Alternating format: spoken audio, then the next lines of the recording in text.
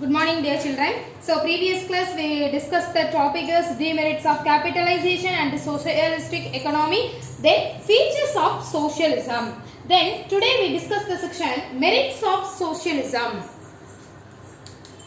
Merits of socialism.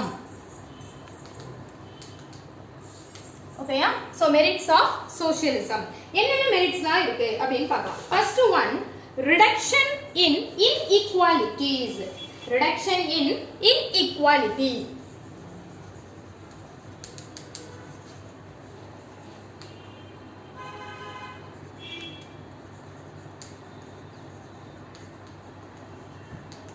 Reduction in inequalities.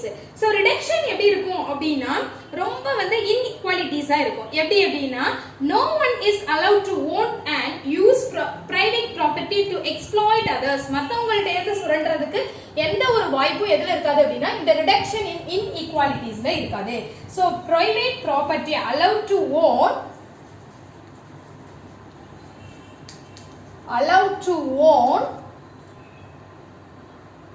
and use private property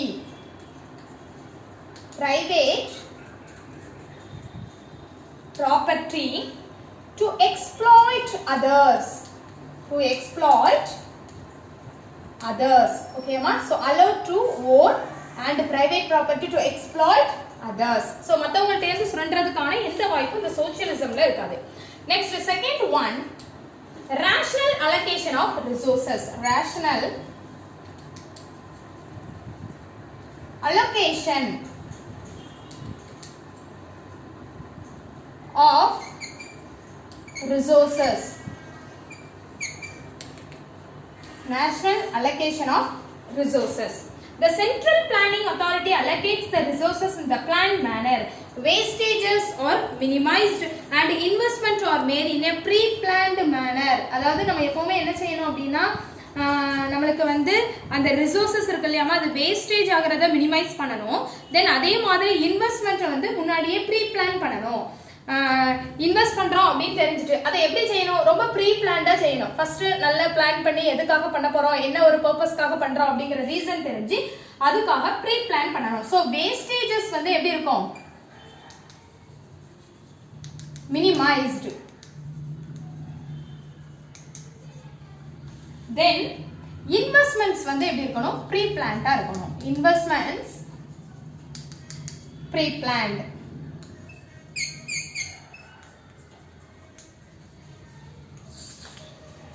Okay ma? Then third one, absence of class conflicts.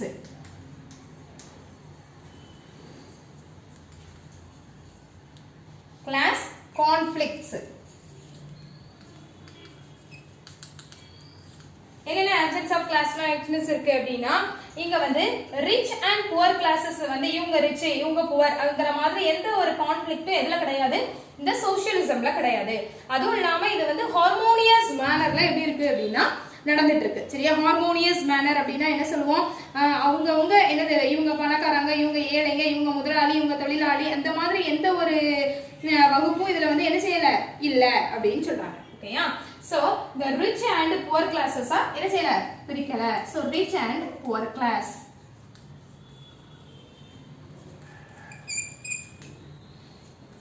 Fourth one, end of trade cycles. End of trade cycles.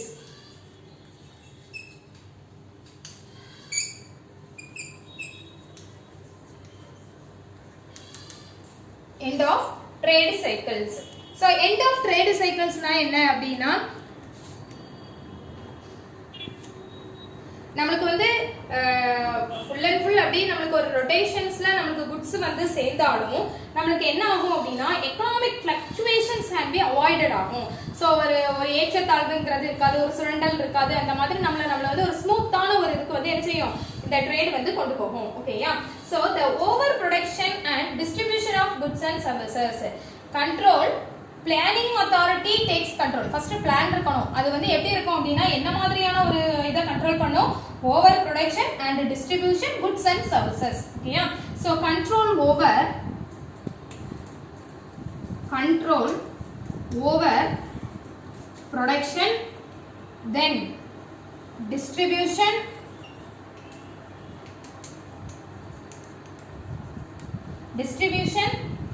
of goods and services of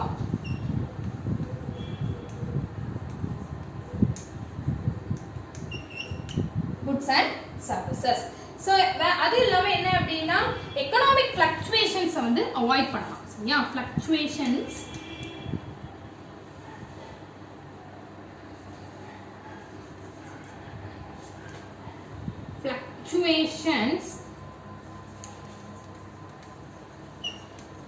avoid பண்ணலாம். Yeah. Okay. So next promotes social welfare.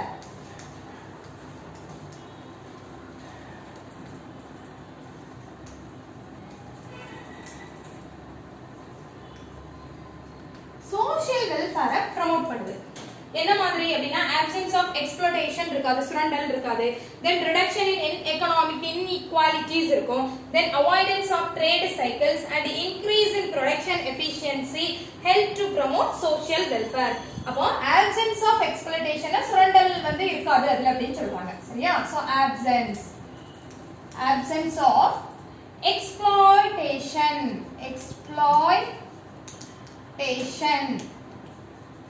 then வேற என்ன இருக்கும்? reduction in economic inequalities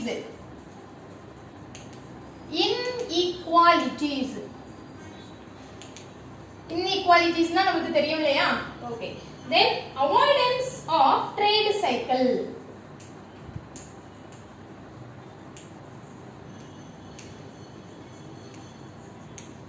avoidance of trade cycle and increase in the productive efficiency. இதுல increase பண்ணுது எத? productive efficiency.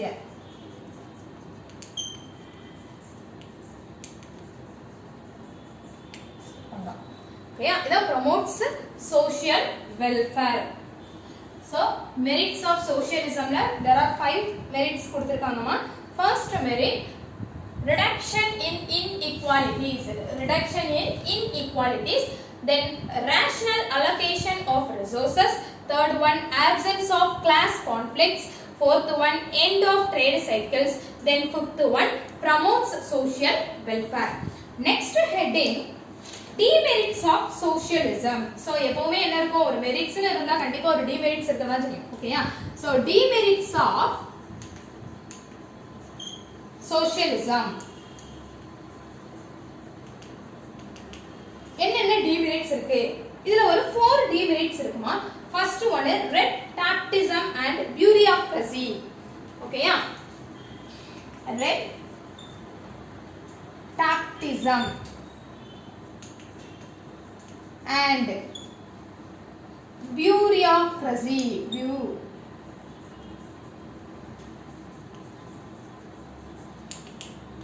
அப்படினா என்ன அப்படினா இப்போ நம்ம வந்து நிறைய ஒரு சோஷியலிசம் அப்படினா அது சமுதாயத்தை சார்ந்தது, கவர்மெண்ட் இன்டர்ஃபியரன்ஸ் இருக்கும் அப்படின்னு நிறைய பார்த்தோம்.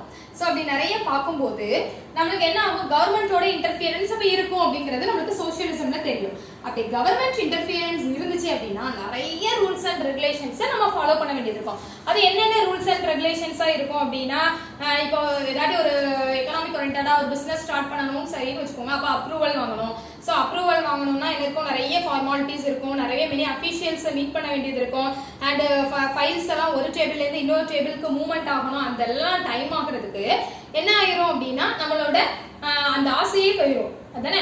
அப்படி இருக்கக்கூடிய ஒரு சிச்சுவேஷனால நம்ம என்ன சொல்லுவோம்? ரெட் டாப்டிசம் அப்படின்னு சொல்லுவோம். இந்த ரெட் டாப்டிசம்னா என்னது அப்படின்னா சிகப்பு நாடா, அதாவது நம்மளுக்கு இப்போ வந்து ரெட் அலர்ட்லாம் கொடுக்காங்க இல்லையா அந்த கொரோனாக்கு, அந்த மாதிரி உள்ள ஒரு இது. ஸோ அப்போ வந்து என்னது டிஃபிகல்ட்டான ஒரு சிச்சுவேஷன்ஸ்ல இருக்கிறது அப்படின்னு அர்த்தம். ஸோ அதே மாதிரி தான் இந்த ரெட் டாப்டிசம் அப்படிங்கிறது நம்மளுக்கு வந்து டிஃபிகல்ட்டான ஒரு சிச்சுவேஷன்ஸை உருவாக்கி விடுறது. ஓகேயா? அப்போ என்ன வரும் அப்படின்னா கவர்மெண்ட் ஏஜென்சிஸ் ஏதாவது ஒரு டிசிஷன் எடுக்கறனாலும் கவர்மெண்ட் ஏஜென்சியை பார்க்கணும், அதுக்கு அப்ரூவல் வாங்கணும், அந்த மாதிரி விஷயங்கள். ஸோ நெக்ஸ்ட் அதுல ஒரு சிலது மட்டும் எழுதுறேன். Approval of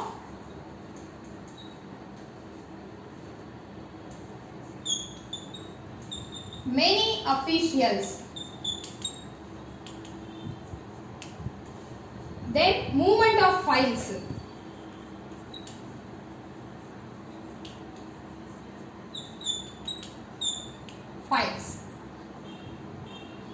Second one, absence of incentive. Absence of incentive. என்னெல்லாம் absence இருக்கு, incentive நம்மளுக்கு கிடைக்காது. நல்ல எவ்வளவு எஃபிஷியன்சியா நம்ம ஒர்க் பண்ணாலும் நம்மளுக்கு என்ன இருக்காது, அதுக்கான இன்சென்டிவ் நம்மளுக்கு கொடுக்க போறது இல்ல. ஓகேயா? அதுவும் இல்லாம என்ன பண்ணுவாங்க அப்படின்னா ஒருத்தங்க கையிலேயே தான் ஃபுல்லா முடிவு ஃபுல்லா எடுக்கிற மாதிரி இருக்கும். அந்த மாதிரி இருக்கும்போது நம்மளுக்கு என்ன ஆகும் அப்படின்னா ஃபுல் அண்ட் ஃபுல் ஒரு நல்ல ஒரு இது வந்து இருக்காது. சரியா?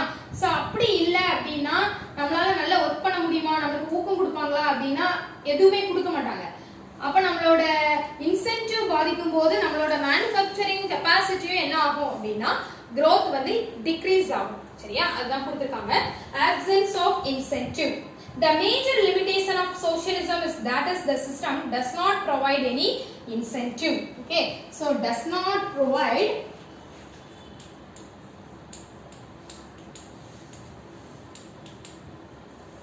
any incentive.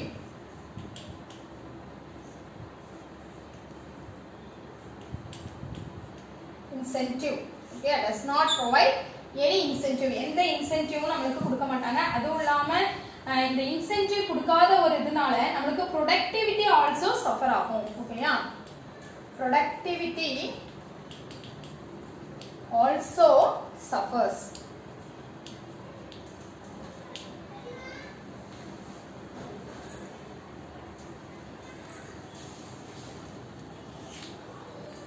Next one, limited freedom of choice.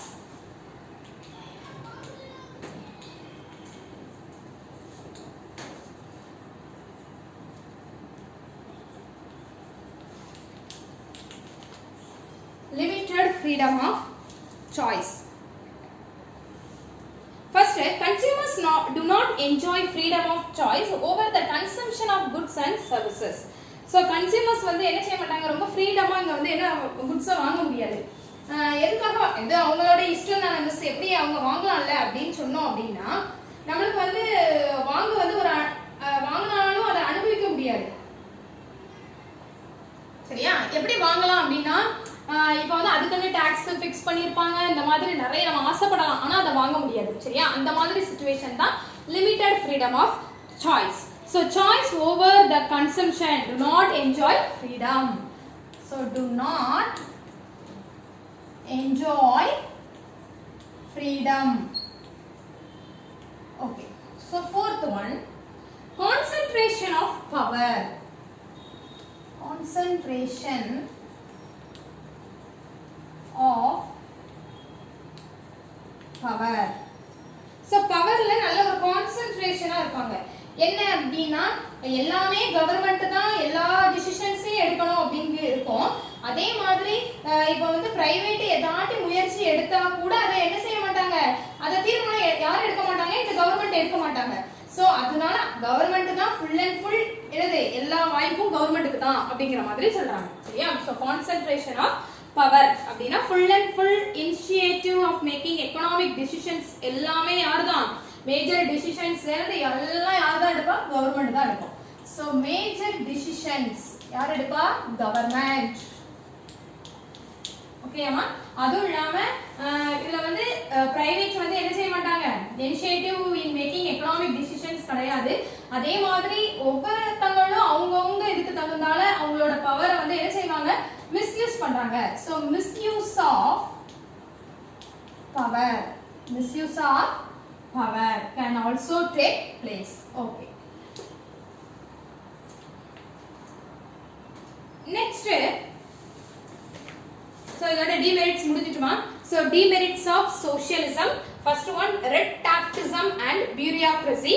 Then absence of incentive. Then third one, limited freedom of choice.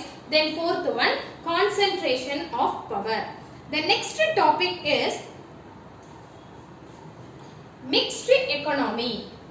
So capitalism பார்த்தோம். கேபிட்டலிஸ்டிக் எக்கனாமி பார்த்தோம். அடுத்து சோசியலிஸ்டிக் எக்கனாமி பார்த்தோம்.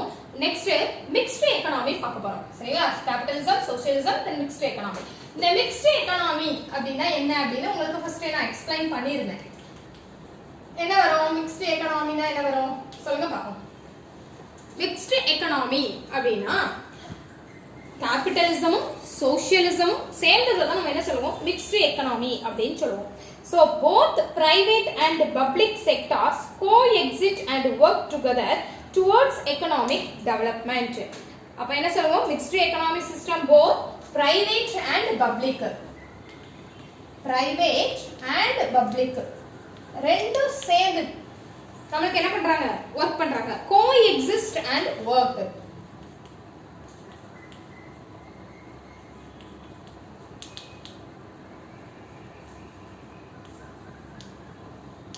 ஓகேங்களா? coexist and work. so private and public ரெண்டும் சேர்ந்து coexist work பண்றத தான் நம்ம என்ன சொல்லுவோம்? mixed economy அப்படினு சொல்லுவோம். இத mixed economy வந்து எதுக்காக? economic developmentக்காக நம்ம இத யூஸ் பண்றோம். it is a combination of both capitalism and socialism. it tends to eliminate the evils of both capitalism and socialism. so இது ரெண்டு என்ன ஆகும் அப்படினா இந்த கேபிட்டலிசமும் சோஷியலிசமும் இருக்கு இல்லையாமா, இது ரெண்டுமே என்னது அப்படின்னா இதுல உள்ள டிமெரிட்ஸ் வந்து களையிறதுக்கு ஒரு நல்ல ஒரு சாய்ஸா இதை எடுத்துக்கலாம். தென் நெக்ஸ்ட் வந்து என்ன அப்படின்னா இந்த மிக்ஸ்டு எக்கனாமிக் இதை வந்து யாரெல்லாம் வந்து பண்றா அப்படின்னு பார்ப்போம். ஸோ எந்தெந்த கண்ட்ரீஸ்லாம் ஃபாலோ பண்ணது அப்படின்னா இந்தியா. ஓகேயா? பிரைவேட்டும் பப்ளிக்கும் சேர்ந்து பண்றதுல India. Then England,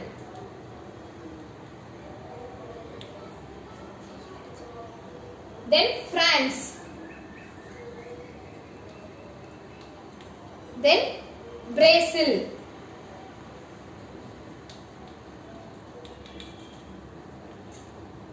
then okay. so India, England, then France and Brazil. இந்த 4 countries தான் என்ன செய்றாங்க? mixed economics ஃபாலோ பண்ணிட்டு இருக்காங்க. ஓகேயா? Then features of mixed economy.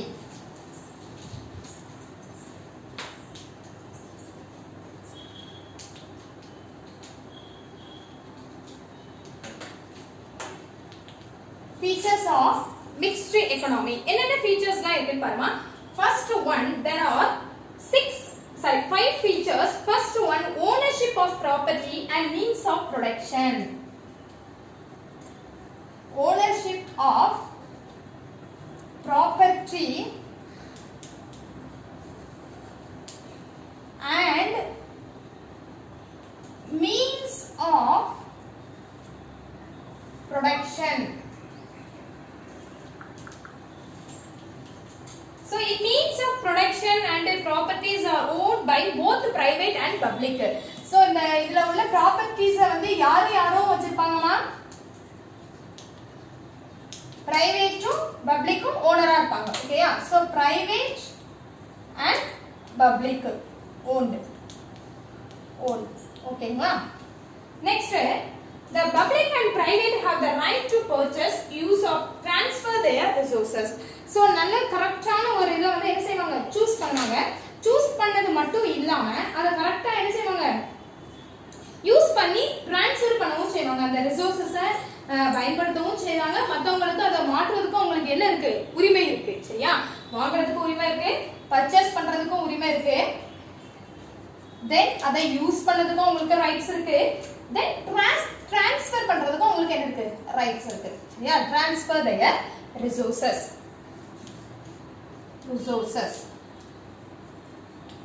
Okay, that's all. Next, second one, coexistence of public and private sectors.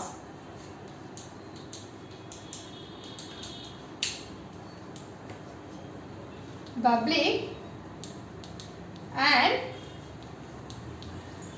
private sectors. Coexistence of public and private sectors அப்படினா என்ன அப்படினா இப்ப ரெண்டுமே சேர்ந்து இருக்குது. பிரைவேட்டும் இருப்பாங்க, பப்ளிக்கும் இருப்பாங்க. ரெண்டும் சேர்ந்து இணைந்து ஏதாவது பண்ணுவாங்க. அது என்ன பண்றாங்க அப்படின்னு பார்ப்போம்.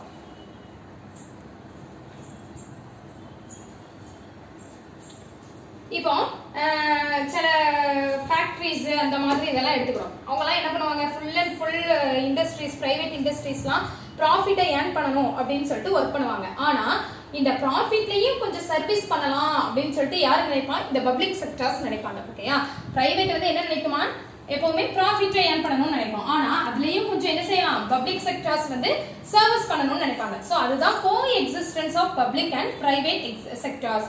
ரெண்டும் சேர்ந்து ப்ராஃபிட்டையும் ஏர்ன் பண்ணணும், அதே நேரத்துல சர்வீஸையும் கொடுக்கணும் அப்படின்னு நினைப்பாங்க.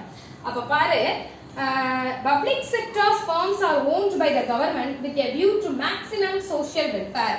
So government வந்து social welfare நினைப்பாங்க.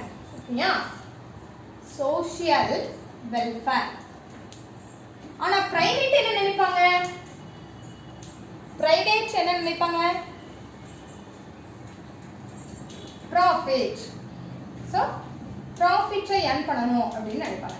So கவர்மெண்ட்டும் பிரைவேட்டும் சேர்ந்து என்ன செய்ய போகுது, இப்போ ப்ராஃபிட்டையும் earn பண்ணனும், சேம் டைம் சோஷியல் வெல்ஃபேரும் இருக்கணும். இந்த ரெண்டையும் என்ன செய்வாங்க, கோ எக்ஸிஸ்டன்ஸ் இணைப்பாங்க. இல்லையா, இந்த ரெண்டையும் என்ன செய்றாங்க, கனெக்ட் பண்றாங்க. Okay, that's all. Then third one, economic planning.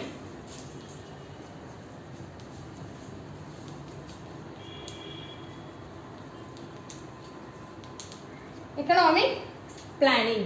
So economic planning என்னென்ன planning இருக்கும் அப்படினா, the central planning authority prepares the economic plans. National plans are drawn by the government and both private and public sectors abide. அப்படினா என்ன அப்படினா, அதாவது நமக்கு வந்து நிறைய ஸ்கீம்ஸ் இந்த மாதிரிலாம் கொண்டு வருவாங்க. அப்படி கொண்டு வரும்போது சென்ட்ரல் கவர்மெண்ட் தான் வந்து, அதாவது சென்ட்ரல் தான் என்ன பண்ணுவாங்க அப்படின்னா, சென்ட்ரல் எக்கனாமிக் ஸ்கீம் தான் அதை வந்து எல்லா திட்டங்களையும் நமக்கு கொண்டு வருவாங்க. கொண்டதுக்கு அப்புறம் அதை பிரைவேட்டும் பப்ளிக்கும் அதை என்ன செய்யணும், மதிக்கணும், மதிச்சு அதை பின்பற்றணும், ஃபாலோ பண்ணணும். சரியா? ஸோ பொதுவாக நம்ம என்ன பண்றோம் அப்படின்னா, அந்த economic public sectors and private sectors பண்ற எல்லாமே, அந்த ஃபங்க்ஷன்ஸ் எல்லாமே, அப்ஜெக்டிவ்ஸ், டார்கெட்ஸ், ப்ரையாரிட்டிஸ் எல்லாமே யாரு பண்ணுவா அப்படின்னா, லே டவுன் இந்த பிளான் படியே என்ன செய்யும் அப்படின்னா நடந்துட்டு இருக்கும். சரியா? அவங்க திட்டப்பட்டபடியே என்ன செஞ்சுட்டு இருப்பாங்க, எல்லாத்தையும் நடத்திட்டு இருப்பாங்க. ஓகே, சோ அப்ப என்ன எழுதணும் அப்படின்னா, the national plans are drawn by the government. So national plans are drawn by யாரு, கவர்மெண்ட். சேம் டைம் அண்ட் ரெண்டுமே சேர்ந்து என்ன செய்வாங்க, பிரைவேட்டும் பப்ளிக்கும் சேர்ந்து அதை என்ன செய்யணும், ஃபாலோ பண்ணணும். ஓகே, அப்படி ஃபாலோ பண்ணி முடிச்சிட்டோம். ஸோ முடிச்சுட்டு அதை என்ன செஞ்சுட்டோம், அந்த ரூல்ஸ் அண்ட் ரெகுலேஷன்ஸை ஃபாலோ பண்ற மாதிரி அந்த அத்தாரிட்டி பிளான் பண்ண அந்த எக்கனாமிக் பிளான்ஸை நம்ம ஃபாலோ பண்றோம். அதுவும் இல்லாம all sectors of the economic function according to objectives, priorities and targets. So இதையும் அவங்க என்ன செய்வாங்க, பின்பற்றி வருவாங்க. That's all. Then fourth point, solution to economic problem. Solution to economic problem. Solution to economic problem. என்னென்ன சொல்யூஷன்ஸ்லாம் இருக்கு அப்படின்னு பார்ப்போம். So the basic problems of what to produce, how to produce, for whom to produce and how to distribute are solved through the private mechanism as well as state intervention அப்படின்னு பார்ப்போம். So அப்ப first என்னது, what to produce. What to produce னா என்னது, என்ன produce பண்ணலாம் அப்படிதானே, எதை ப்ரொடியூஸ் பண்ணலாம், அதை எப்படி ப்ரொடியூஸ் பண்ணலாம், அப்புறம் யாருக்கு அதை ப்ரொடியூஸ் பண்ணணும், ஸோ எப்படி அதை வந்து டிஸ்ட்ரிபியூட் பண்ணணும், இந்த மாதிரி எல்லா பிரச்சனைகளையும் யார் தான் பார்த்துட்டு இருக்கா, அந்த பிரைஸ் மெக்கானிசம். ஸோ அதே மாதிரி கவர்மெண்டோட இன்டர்வென்ஷனோட அதை என்ன செய்யும், தீர்த்துருவாங்க. ஓகேயா? So first one, what to produce. What to produce. Then second one, how to produce. Second one, how to produce. Then third one, for whom to produce. Whom to produce. And how to distribute. நான்காவது என்னது, how to distribute.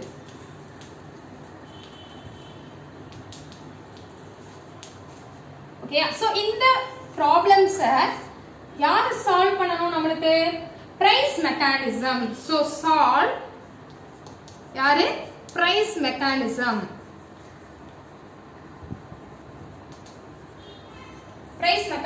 solve பண்ணுவாங்க as state intervention so state ஓட intervention ஓட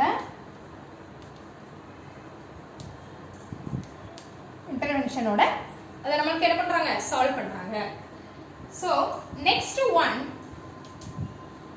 freedom and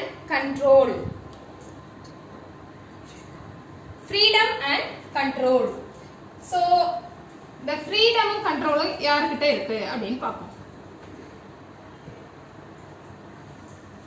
freedom and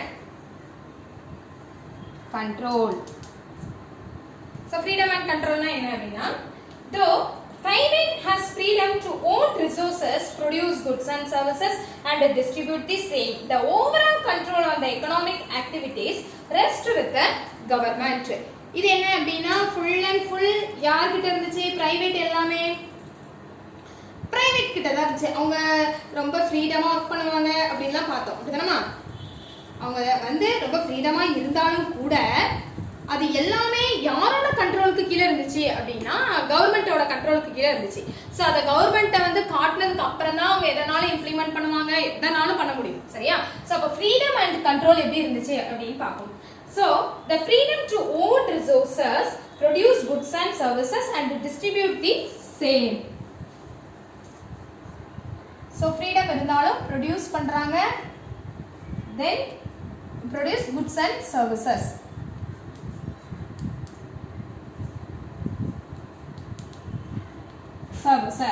and distribute this then distribute பண்றாங்க okay அம்மா next the overall control full யார்ட்ட தான் இருந்துச்சு economic activities யார்ட்ட இருந்துச்சு overall control of economic எல்லாமே யார்கிட்ட தான் இருந்துச்சு government கிட்ட தான் இருந்துச்சு ஓகேயா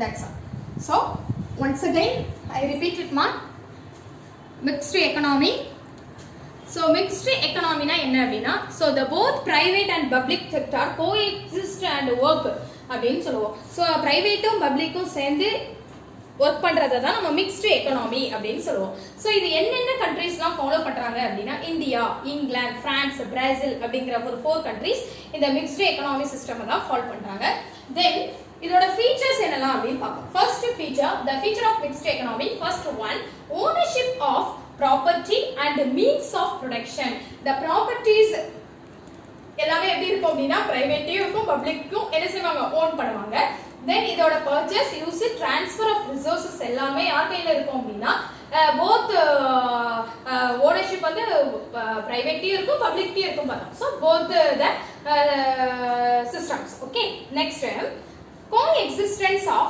public and private sectors coexistence of public and private sectors na first வந்து government வந்து social welfare வந்து suitable இருக்கணும் then private வந்து profit earn பண்ணனும் அப்படிங்கறதுல ரொம்ப suitable இருப்பாங்க சோ அப்ப ரெண்டு பேரும் சேர்ந்து ஒரு இத பண்றாங்க அப்படினா அதே கன்சர்ன்ல profit-உம் earn பண்ணனும் அதே நேரங்கள்ல என்னது social welfare-உம் இருக்கணும் அப்படி இருக்கும்போது நம்ம என்ன செய்வாங்க இவங்க ரெண்டு பேரும் கனெக்ட் ஆனாதான் இந்த profit-ஐயும் earn பண்ண முடியும் அதே நேரத்துல social welfare-ஆவும் இருக்கும் அதுதான் நம்ம என்ன சொல்வோம் mixed economy அப்படினு சொல்றோம் சோ mixed economy-ல யார் யார் இருப்பாங்க பப்ளிக்கும் private sector-உம் இருப்பாங்க that's all then third one economic planning so national planning full-ஆ யார் தான் பாத்துக்கிட்டதா government தான் பாப்போம் so இந்த government சொல்றதை யார் ஃபாலோ பண்ணுவாங்க அப்படினா இந்த private and public sectors follow பண்ணுவாங்க okay amma next socialism to economic problems என்னெல்லாம் social solution to economic problems sorry என்னெல்லாம் economic problems இருக்கும் first what to produce how to produce then whom to produce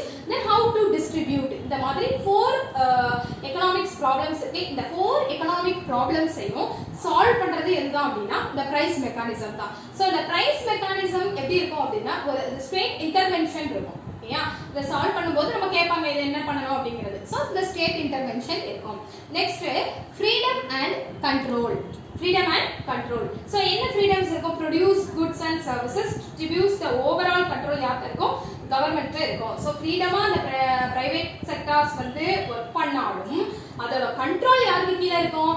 எதெல்லாம் அவங்க வந்து produce பண்ணுவாங்க, produce the goods services distribute பண்ணுவாங்க, எல்லாமே ஃப்ரீடமா இருக்கும். அப்படி இருந்தாலும் கூட நம்மளுக்கு என்ன செய்வாங்க, ஓவரால் கண்ட்ரோல் அதை இம்ப்ளிமெண்ட் பண்றது யாருன்னா கவர்மெண்ட் தான். ஸோ கவர்மெண்ட் காட்டினதுக்கு அப்புறம் தான் நம்ம என்ன செய்ய முடியும் அப்படின்னா எல்லா டிசிஷன்ஸையும் எடுக்க முடியும். ஓகேயா?